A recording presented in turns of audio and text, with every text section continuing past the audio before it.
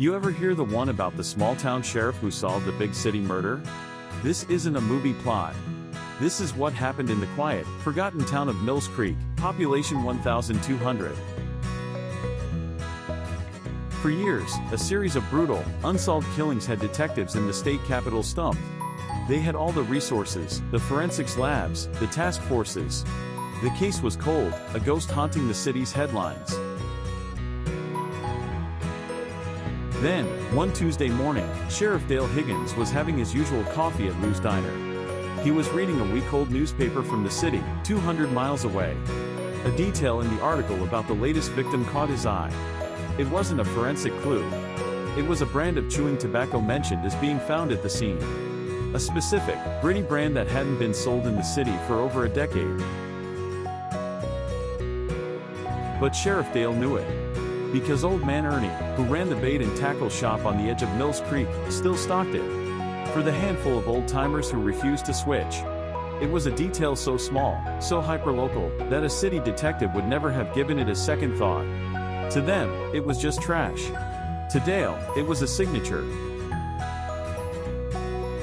He didn't call the city police. Not yet. He drove to Ernie's shop. Just a casual visit. "Ernie," he said, leaning on the counter. "Who's been buying that old rough-cut shoe lately?" Ernie scratched his head. "Just the regulars. Oh, and my nephew.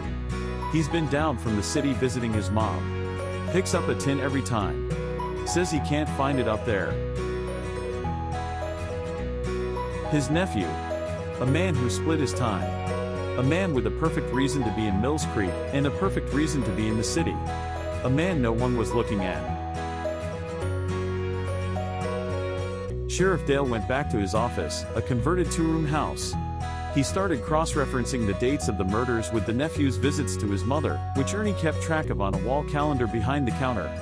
Every single one lined up. It wasn't proof. But it was a thread.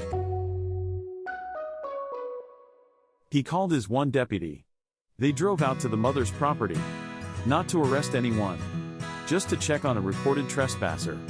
They found the nephew working on a broken-down truck. And in the bed of that truck, under a tarp, was a toolbox. And in that toolbox, Sheriff Dale found a hunting knife with a distinctive, hand-carved bone handle. A detail from the very first murder scene, a detail the police had never released to the public. That was it. The connection.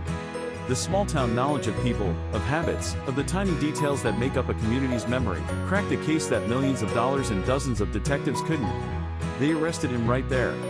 The big city killer, caught because a small-town sheriff remembered a brand of chew and bothered to ask the right person the right question. Sometimes, the key to the biggest mysteries isn't in a DNA lab. It's in a diner, over a cup of coffee, and knowing everyone's business. Remember that.